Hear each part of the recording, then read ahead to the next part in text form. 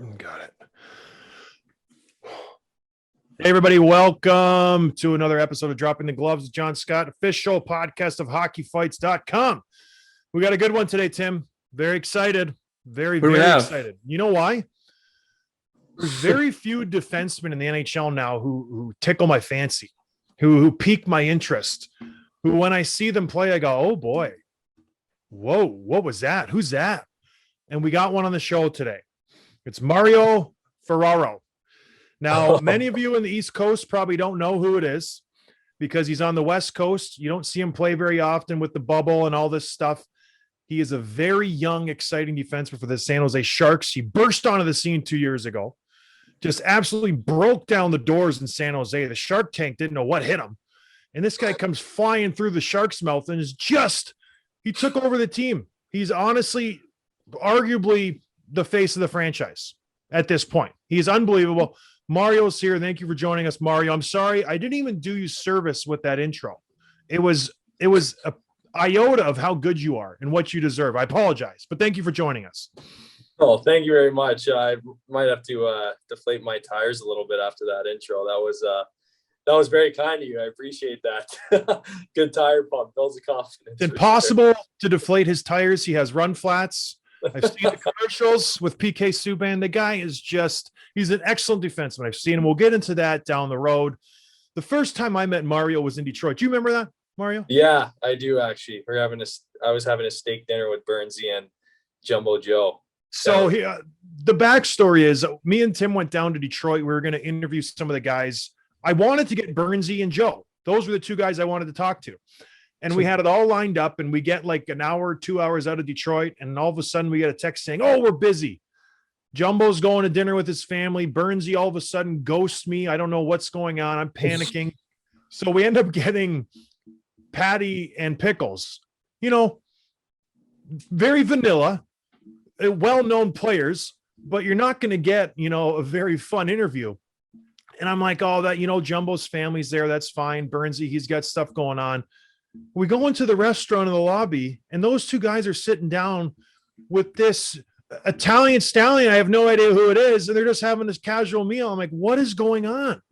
I was very insulted. From across the restaurant, they call me over. I'm like, what is going on? I thought you guys had plans and you're sitting down for a dinner. Turns out they value hanging out with Mario Ferraro a little bit more than yours truly. Is that true, Mario? I mean, plans change all the time. I don't know. Things happen, but what I do know is that you got a great two people to interview nonetheless anyway. I don't think you can ask for more in Pickles and Patty Marleau, but I don't know. I don't know what happened. That this is coming for you. I don't know what happened. I was just joining for dinner and we had a great meal, but we did have a long for more. Well, it worked out well. I got to meet you a little bit. You kind of just sat there. You were a rookie at the time. Mm-hmm. And you were eating with one for sure Hall of Famer, one guy who, if he continues on this trajectory, and Brent Burns, he's going to be in the Hall of Fame. Did it hit you like I'm eating with two legends right now? This is so surreal. I still don't think it's hit me, to be honest. It's something you can never take for granted. I still talk to Jumbo Joe a lot. He's one of my best buddies. When I first got here, he was one of the guys I was closest with, him and Burnsy. I actually talked to him the other day. So, it's still like, wow, like 2 years now, like I've been talking to these guys, been close friends with them. And, it's definitely a treat to know that how much success they've had and where they're headed. And, the fact that they're going to be in the Hall of Fame for sure. It's really, really special. So I'm fortunate for it. It was a great dinner. I hope many more of those. And then did your head explode when I sat down? Because no offense, I'm no chopped liver, Mario. You know what I mean? No, it did. We pump your tires a little bit now too. No, it was great. Added to the conversation. I learned a lot. It was unreal. Oh, I'm just teasing. No, that was a fun night. You're very, very, I was surprised how well versed you were. Usually a rookie would just sit there and clam up and, you shot the breeze with the guys. It was good. You acclimated yourself very well. You fit in that locker room perfectly because it's a very laid back room. They are serious when they need to be, but they also, they're normal guys, which is cool. Mm-hmm. Mm-hmm. But anyways, let's backtrack. You were drafted in the second round. You went the college route. why would you go to the NCAA over juniors? Did you have the option to go play major junior in Canada? I'm assuming that you did. Yeah, I got drafted by Barrie Colts. I went to the camp the first year, and then I obviously didn't make the team, so I played a year of juniors in the OJHL, and I got some looks from a couple of schools, and I ended up committing to a school just after the first year. So I decided, I think that like school is probably the best route for me, just because I thought I needed more time. I wasn't like the biggest. I was a defenseman, and I wasn't very big. I still had a lot of growing to do. So I just felt like, having that extended period of time to develop a little bit more and get bigger and stronger and play with like older guys in college was like a good opportunity. So it worked out well for me. I thought that was just a better route. And then once I got there, there's no looking back from there. I enjoyed it. I love being in college. Obviously they both have their positives and that's why I chose that route. I just thought it was best for my development. For the expectation of eventually making the show, like you went there, like I'm going to develop, I'm going to get some eyes open, I'm going to be a better player. That was it. You went specifically. I went like with the mindset, like if I need 4 years to develop and get better before I can step in and play pro hockey. And that doesn't mean after 4 years, go to the NHL. Like if I, one step at a time through pro, whatever the case may be, it was just all about like getting better year by year.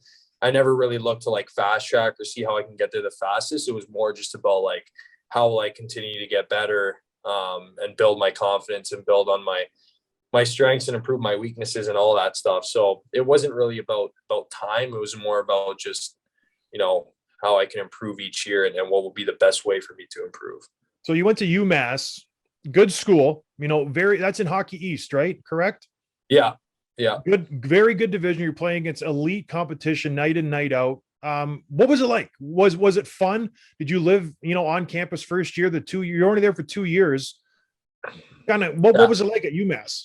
It was awesome. It was actually unreal. Like, I lived on campus, in a dorm my first year. And then I was in like on campus apartments my second year. And like you said, like, yeah, the competition was great. We had like every night was a hard game, was a difficult game to win. And in like the short season that you have with college is really, really important. So each weekend you play those 2 games and usually they're home and home or, back to backs against the same team. And it just makes it like a little mini series. It's really intense. And, every game matters, like I said. And then the best part about it was like the fans and like all like the students that you have on campus. Like it was a big school, 24,000 undergrads or something like that. So like a lot of the student section would be filled out. The better, as we got better, more and more students would come and watch the games and it would be lights out, like crazy experience. And then all the locals from Amherst, they were just really passionate fans and it just made it so much more fun. Yeah, it was really good. It was a great 2 years. Did you get any offers from anywhere else? Yeah, I was originally committed to Western Michigan. Broncos. No kidding. Yeah, and then I ended up changing and I decided to go to UMass, but not many other offers outside before I was committed to Western Michigan. Actually, I think Western Michigan was the only one. I was talking to a couple other schools, but no like offers. What made you change? Did UMass just came a calling and you're like, I got to go out east? No, so actually a coach that was recruiting me when I was playing in the OJHL, he was at Western Michigan. His name is Ben Barr. Great guy, great coach that had it at UMass. So what basically happened, I was committed to Western Michigan, and then he ended up leaving Western Michigan to go to UMass, and I wanted to follow him. And so I reached out to him because I knew that he had watched me play and he had scouted me and believed in me and stuff like that. So, I made the decision to reach out to him and change schools and head to UMass, just because I felt like it was comfortable. And obviously, I've heard great things about the area and the campus and the division. Obviously, Western Michigan's division was very good too, though. So that wasn't too much part of it, but yeah, I just felt like it was the right decision. It was the right place to go. Western Michigan is known as the biggest party school in Michigan. Did you know that? Great. I've heard great things. Because I went to Michigan Tech up north, and everybody is like Western Michigan. I had a couple of friends who went there because I played for the Chicago Freeze, and I had a couple of friends who went there and like, yeah, that place is crazy. And I'm like, crazy. I've never been. I've driven through there. I've never stopped in there, but yeah, good reputation, Western. So you go to UMass, you succeed right away. Your first year, you were playing a regular shift. You knocked it out of the park. I think you had something like 17, 21 points in that area. Correct me if I'm wrong. Yeah.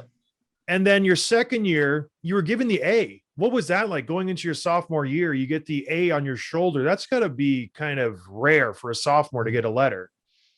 Yeah, it was an honor for sure. It was a privilege, to be able to be recognized as a leader on that team. We obviously had a lot of guys. In my freshman year, we had a lot of freshmen. So a lot of us were around the same age, a year or two apart. So we were a really tight group. To be recognized as a leader amongst like a lot of great leaders on our team, character group was something I was super proud of and thankful for. But it was a cool experience. Obviously, we had like a good second year. We made it further than we did the first year, which shows like a lot of growth in our team.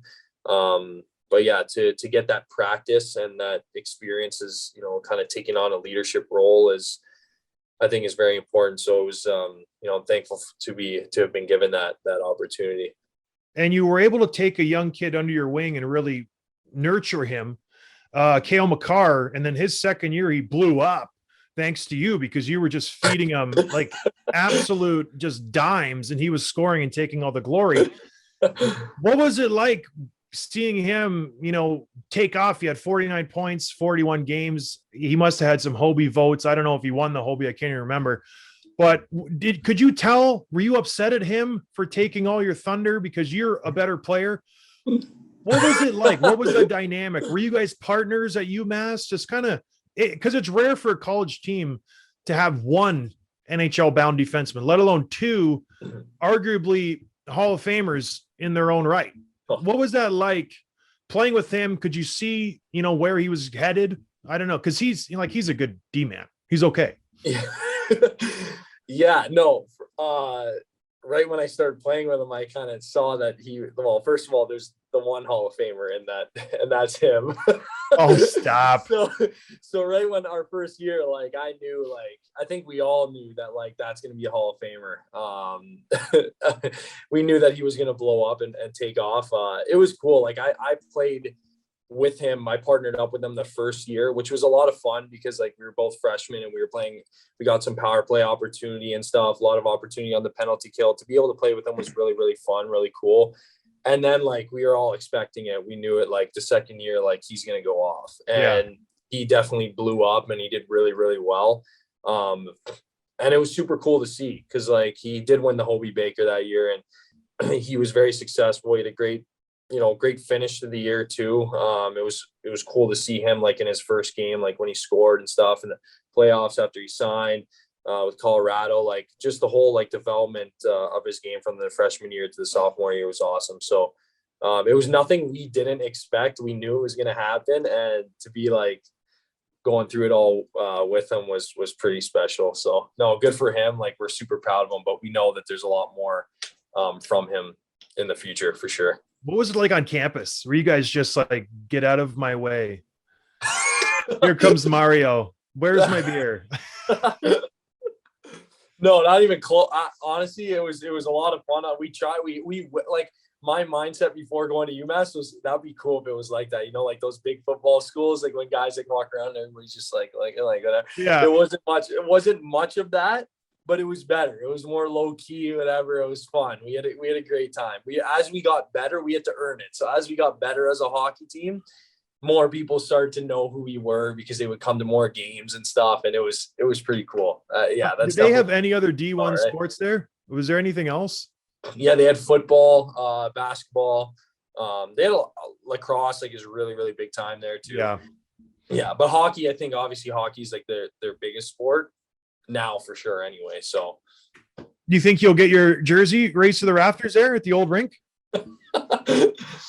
I hope so. That'd be nice. So a couple more Stanley Cups, maybe they'll give you a call. What was it a hard decision leaving? Because you're a sophomore, you just had some really good success building off of that first year. Did you and McCarr talk? Did you guys just like, what are you doing? I'm doing this. You're obviously talking to your family advisor, your agent at the time. Mm-hmm. What was that decision like? Because that's a huge risk. Yeah, it was definitely a tough decision. I didn't speak to Kale on it. No, obviously we all knew like he was going to sign, like with the years he had and stuff. Like he could have signed after the first year too, right? But he made that decision to stay next year. And before going into it, I didn't know I was going to get that opportunity to sign, which I really appreciate now. Like looking back, I appreciate the Sharks. Like we were in a run for a championship. I appreciate that. Nothing was brought up, not even from my agent, no one, which was great. So I can just, focus on doing what I have to do and playing my best and hopefully winning a championship. So when it happened, like, it was like a decision that I'm in a place where, I love it here. Right. We have a great group of guys, like a great team. We came so close to winning the championship. So you never want to leave a culture like that. But, I just made the decision because I felt like, it's the best way for me to take like one step forward.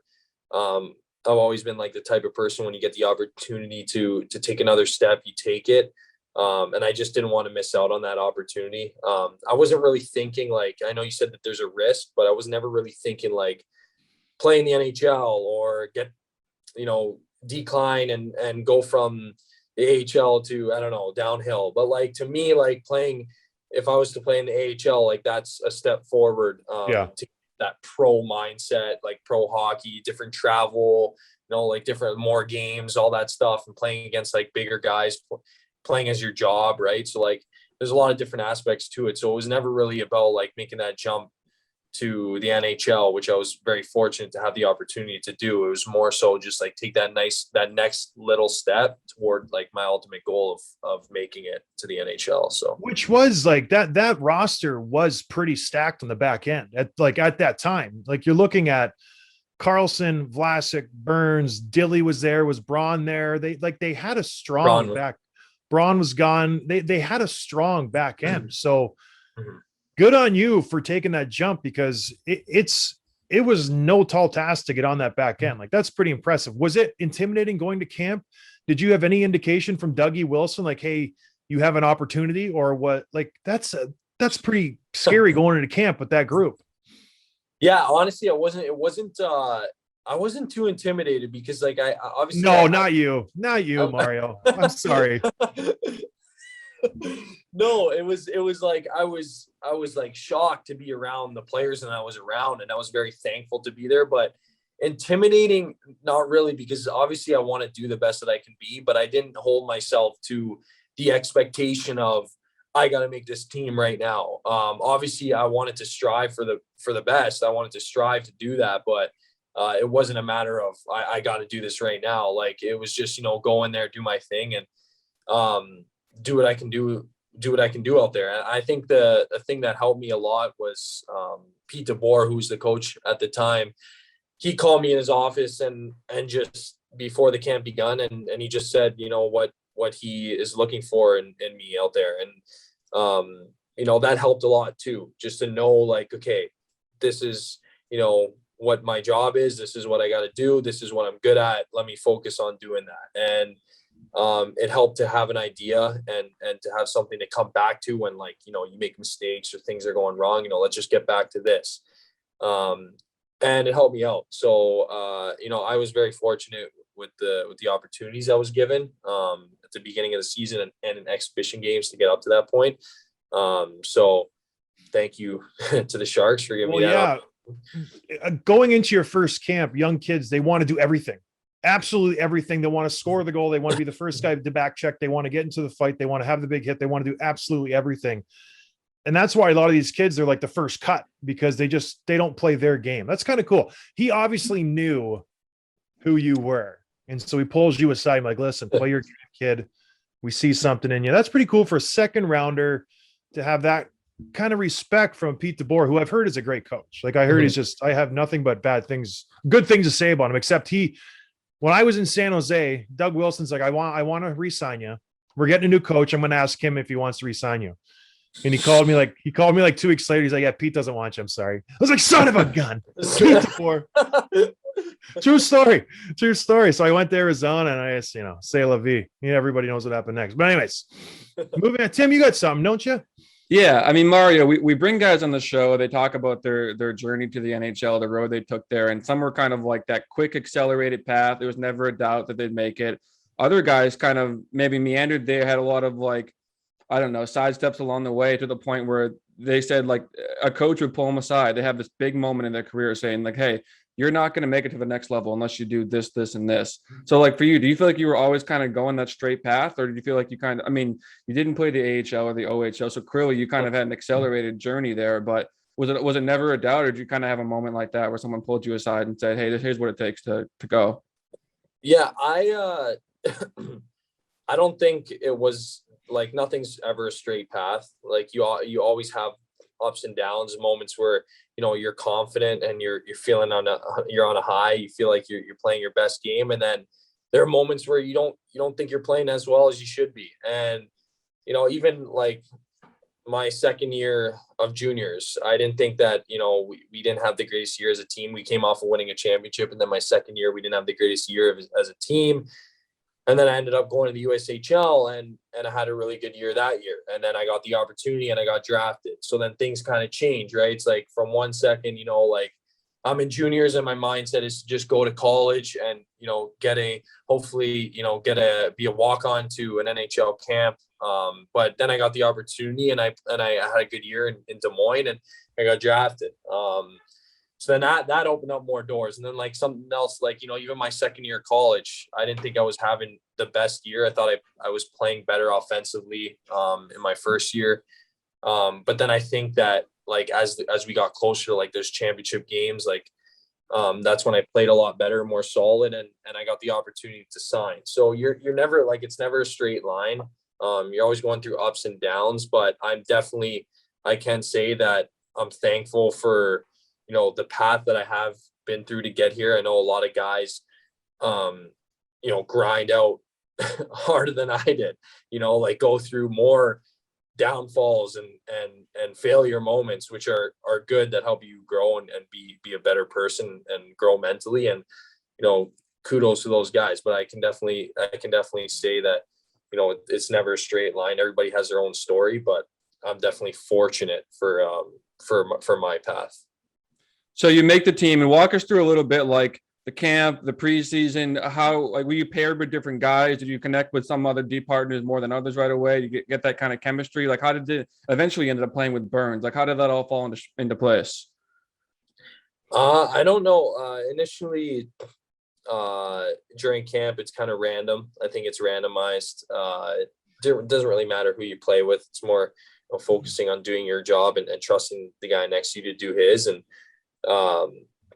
as the season started, I can't really quite remember who I started off playing with. I played with just about every guy in the Sharks back end in the first year, which is a treat for sure. Playing with Burnsy and Carlson and Pickles at one point, Vlasic at one point, which was cool. I played with Dylan for a little bit as well. Yeah, I was with everyone. I was with Simmer too. Played with Heater for a bit, and then in the second year, I played majority of the year. I played with Burnsy, which was awesome. I love playing with Burnsy. I love playing with all the guys, but it was really cool to be able to play alongside him. Get the puck at the point, just slide it right over. He's going to shoot it every time. He would argue I don't give it to him enough, but I'll keep trying to please him and keep trying to get the puck over. But no, it was cool. It was cool this year to be able to play with him and learn from the things that he does and his aggressive play out there in D zone, offensive zone. So yeah, like, what's he like? Oh, go ahead, Tim. Sorry. I was going to ask, like, what's he like as a partner in terms, I mean, he wears the A, obviously. I'm sure he's a pretty vocal guy. Is he kind of like giving you tips and tricks and stuff like on the bench? Is he yelling at you when you mess up? Like, what's he like as a partner? Honestly, yeah, he's great. Like never yells at me. Like that's one thing. Like he'll always give pointers and he'll always give me advice, but he'll also ask me questions and say, should I have done something else? Should I have been here? Like, and that's something that's very eye-opening to me. Like a guy who's won a Norris Trophy, a guy who has been in the league for a long time and has a great reputation and is on his way to be a Hall of Famer. Like it's really cool to, it's that you don't get that very often, that a person like that with the status that he has coming to a young guy and saying, should I have done something different or could I have made a different play? Like it just shows what the kind of character that he is and why he is where he is, and the kind of player that he is, just because of the type of person that he is. He is a lot, but no, he's unreal though. Like it's awesome to play with, a lot of energy, a lot of talk out there. I trust being in the D zone with him. He's easy to trust. Like I can count on him having a good stick or being on guys tight. And like I said, hopefully he'll get me a lot of apples if I just give him the puck at the blue line. You mentioned he had a Norris, Carlson had a Norris, Vlasic. He's arguably one of the best defensemen of all time, and he does play well in the offensive end. Has it affected your game where it's just like you just give the puck to them and you're not able to use, because you're an offensive guy. Like I've seen you wheel with the puck. You have great hands. You have good sense in the offensive zone. Do you think you just kind of cede to them? That's your first instinct. It's like, we'll give it to Carlson. He's Eric Carlson. Give it to Burns. That's Brent Burns. You know what I mean? Or are you confident enough to be like, you know what, I got this. I'm going to go for a little skate here. Well, yeah, no, whatever the play, if the play is a better opportunity with the puck in my hands at that time, then I got to take that opportunity, right? They're going to want the puck if, they know that they have a better opportunity of getting it to the net or creating an offensive chance. So, no, I don't feel like it holds me back at all because they want me to make the good play. They don't want me to just throw it to them if they're covered, like at the end of the day, I have to make reads and read off of what other teams or other players are doing. But I also want it to be in their hands too. Yeah. They have a great reputation. They could do a lot of great things with the puck. If they're open, I want to get it to them. So I think it will benefit us as a team in general. So no, to answer your question, no, I don't feel like it holds me back. It is my responsibility to look for what's open and make the right play. So what's the vibe been like there? Obviously you guys haven't had the success you wanted. It's been, a down few years since you've been there. I have been critical of Eric Carlson. I think much like everybody else, he hasn't played probably how he wants to at the same level where he has been his whole career. What's the vibe like? Are you guys positive coming into camp? Is it like, okay, you guys on paper have one of the best decors in the whole NHL. What's it going to be like? How has it been the last 2 years since you've been there? Just, are the guys chomping at the bit? Are they coming in like, we got something to prove? What's the mentality been and what's it going to be like moving forward? No, I'm positive. We're positive. Like we know that we have what it takes in our room to be a successful hockey team in this league.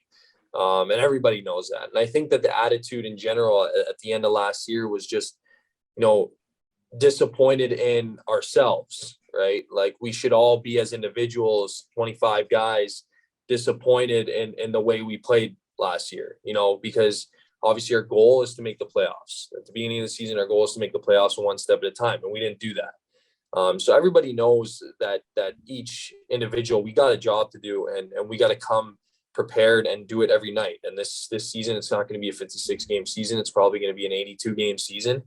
It's going to be back to normal. And so we got to be prepared for that. So it's disappointment in a good way, for us to, build some inner frustration to kind of get that energy back and play with, more urgency and bring that, that energy to the rink. And I think it's going to go well. Like I said, we're positive and that's all you need. You need that positivity and anything can happen. Are you guys excited to get back to the normal division? You're going to be playing the teams in Western Canada again. You're not going to have to play, Colorado 1,000 times and Vegas 1,000 times. You're going to see some fresh faces. You guys are going to be sneaky good. I have a feeling you're going to be playing some teams who maybe are on the downward slope. Are you going to surprise some people this year? Like what's the expectations after last year? Absolutely. I mean, like I'm so excited to to expand and play different teams. It's going to be awesome. I'm sure everybody is. It was a tough year, not just for us. It's a tough year for everyone. You know, everybody's going through the same thing. So we're all kind of looking at, you know, break out the cage and play different teams. And no, like I said, we're a confident group, and I think that, you know, we can do a lot of damage in the league, and it just comes down to having the right mindset and also getting off to a good start, because you know, we found that the last 2 years having a bad start is definitely affects you. Every game matters, and every point matters, every point you can get. So that's huge for us. And I think that, I think coming into September, late September, and into camp is going to be fun to see all the guys again and get rallied up together. Do you feel like you need to fight more? Individually? Just you personally? Yes. Well, yeah. If it has to get the guys going, yes. If it has to get the guys going, you got to do what you got to do, right? Is there one guy, because you played the same teams over and over again, is there one guy you just want to grab and like start the lawnmower? Like, I'm taking you behind the woodshed. There might be a few. Who are they? Come on, just tell me one. It's good for the rivalries. No, honestly, I don't. Throughout the year, we've had some grapples with a few guys. Obviously, I think I got into it a little bit, like just a little chirp match with Marcia. So at one point, you could take him, Mario. No, a nice little chirp fest with him, little scrap, little grapple. I think, well, Colorado a couple times with their first line. I think every guy on that line is frustrating to play against. Would you ever drop him with Kale? I mean, yeah. Who would win that fight? You or Kale? Huh? Who's going to win that fight? You or Kale? Me. Come on. Of course. He might beat me in a race, but not a punching race. He'll beat me head to head on a skating match, but that's funny. Oh, Tim, I want to ask about your YouTube channel, which is like taken off during the last year and a half. It's called The Youngest of Plugs. So I guess first, where did that name come from? Did that go like back into your way back when you were a kid? And then like, how did that all grow? Yeah, it wasn't like way back when I was like super young, but I was like maybe like 15, I think. I don't honestly don't remember, but youngest of, I have three older siblings, 3 older sisters, and I'm the youngest. So, and like plug is like a hockey term. So youngest of plugs. That's what I said. You're calling your sister's plugs. I love it. Yeah. Classic. And what do you do there? What do you do? What's your posting like for the youngest of plugs? It was like usually I would do I started off doing like gaming videos, and then I didn't like that. And then I went into like tech reviews, because I love like any Apple tech, like phones, tablets, stuff like that. I was doing that. And then I was like, I don't really like this either. So then I changed. I was just kind of, it changes your niche. You got to find your niche, right? So then I changed, I was just doing what I do, in my life, like training or biking, whatever it is that I'm doing, what I'm eating throughout the day, literally. Sounds interesting. Yeah. And, well, yeah, I'm Italian, so I eat a lot of different foods and nice different foods. So it could be interesting. Tune in. But no, it's I don't know. The fans grab the hold of it and they like it a lot. So, I like putting it out there. Lately, I haven't been posting much at all, because I don't know, it's gotten to be a lot, with all the training and the skating and with everything going on. It's a big year for us. So I really haven't posted much. You get that exhaustion when you're back from the rink. You want to take advantage of the rest time. But as the years progress, hopefully get more and more content out there, grow my channel. It's going to change 15 more times. Don't worry. Yeah, that's all right. You got to find the niche. You're Italian. I thought you were Polish. All right, Tim. Quick hits, yeah. Tim. So we do this segment. We've done it with all the guys we've interviewed. We've done a few good ones lately. I have high expectations for you, Mario. This interview's been thank you a blast. I want to get some life. I love it. You got the machismo. He's a content guy. He's a content guy. He's a content guy. All right, Tim. Hit him with the good stuff. Rapid fire. Weirdest thing you've ever eaten? Oh, sea urchin. At a restaurant? it tasted horrible. That's the first thing that came to mind. I went out for sushi and there was a platter of like just like I got the chef's special, and it was a good sushi place, but like weird stuff came on this plate. And there was like sea urchin, and like they had like, it was just bad. I was on a date too. It was pretty brutal. Favorite sport besides hockey? Soccer. Who's the funniest teammate on the Sharks? Actually, can I take back that last one? I don't know why I said that, because I used to play soccer. Basketball now. 100%. He's just basketball. like sucking up to the Italians. It's I don't know. soccer, No, obviously. And spaghetti. Yeah. Basketball 100% now. I don't even know what. That's soccer's 3. Are you a Raptors guy? No, I'm not actually. I'm a LeBron James fan, so I actually like. Thanks for coming on the show, Mario. Really appreciate it. Always a blast. LeBron. Oh, I brutal. love LeBron. The worst. He's the absolute worst. He's like my least favorite player. I knew you'd say that, but Oh, he's painful. All right, Tim. Sorry. Funniest teammate on the Sharks? Burnsy. Not Thomas Hurdle. Hurdle's funny. Okay, you can't do that to me, but Hurdle's really funny too. But lately, Burnsy's made a come up. Burnsy kills me, man. He's jokes. Have you been to his ranch yet? No, I haven't. Yeah. I need to get there. Any hockey superstitions? Time I left skate before my right. That's it. Who's the hardest guy to shut down that you played against? McDavid. Yeah. Connor. I got- Is I he got that burned. fast? Yeah, I got burned by him my first year, so like I gotta say it. I got What's it burned. like when you see him screaming down the side and you're going to have to pivot back to 4, like skating backwards to forwards? It's you're going to get burnt. Like you can just see Well, it. I knew, because I was skating at him Oh no. as he was coming at me, and that's sort of like that. Like I gotta have a better positioning there. Like, and my gap was too poor, so I was going at him. I'm like, no, Did you just try to like head on collision him? Just like no. I pivoted, and I got some speed, and then he was getting to the net. So I tried to dive. I should have just stayed on my feet. It wouldn't have looked as bad. But I tried to dive, and then he tucked it. Yeah. oh, that's the worst. Worse. Da-na-na. Yeah. The worst. Favorite vacation spot? Barbados. Sicily. I've actually never been to Italy. Oh, that's I've been there. It's actually beautiful. Absolutely Yeah, I beautiful. really want to go. Yeah. Gotta go. Good spot. What was your welcome to the NHL moment? Probably when I scored. Yeah. When I scored my first goal, that was that was just a moment like, wow, like can't take this away from me. I got, my first goal, got the goal puck. It was just cool. That was I probably would have thought dinner in Detroit, but anyways, that's just me. second. Last question. What's the best advice you ever got? Ooh.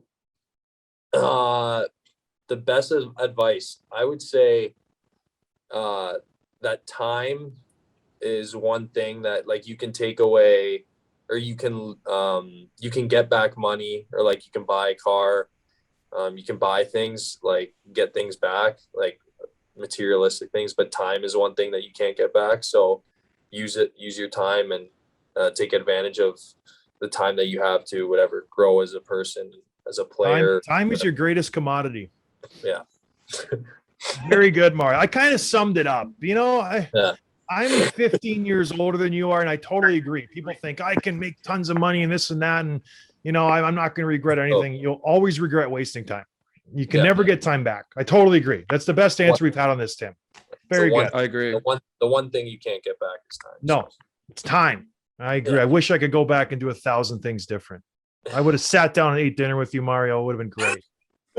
I would have been great. Let's make it happen. I don't want that. Well, I'll tell you what, you go to Detroit this year, we're not even going to invite Burnsy. And then he's going to see us hanging out, and he's going to be so jealous. It's going to be great. All right, Mario, speaking of dinner, I know you got to go get some dinner. You're eating, you're working out. You got to pump those muscles. Very excited. Yeah. Where are you going to go to dinner? What are you going to get? We got a lot of play. I'm in Minnesota right now, so I'm by like the Galleria. There's like the Cheesecake Factory. There's PF Chang's, but then they got like a couple nice steakhouses in here. So I don't know. I might just go simple Cheesecake Factory pasta plate with chicken. I'm just gonna listening. Yeah. That's just fantastic. Yeah. Well, thank you for joining us, Mario. This has been great. It's been exceeded expectations. Tim, it couldn't go any better. Nope, it was great. Thank you for coming on, Mario. No, thanks for having me. It was a lot of fun. You know what, Mario? Here's a thought. If you don't want to go to the Cheesecake Factory, our sponsor is DoorDash. You can go on your phone, Mario, DoorDash it, enter promo code GlovesDD, save yourself 25%, get free delivery, courtesy of Dropping the Gloves. Sweet. So, you're welcome. Nice. I have the Dash Pass too, so that's pretty cool. Oh, DoorDash, enter promo code GlovesDD. Get yourself some food, save yourself some money. Tell them John Scott sent you. I love it. Well, thank you, everybody, for joining us. We just slide that promo in right at the end there. Yeah. That's how we do it here. Mario's a pro. But anyways, go check out his YouTube page, Youngest Sub Plugs. I heard it's fantastic. Give him some support. Watch the San Jose Sharks. Cheer Mario on. Mario, thank you for joining us. We'll do it again sometime. Good luck this year, my man. Thanks, guys. Thank you. Appreciate it.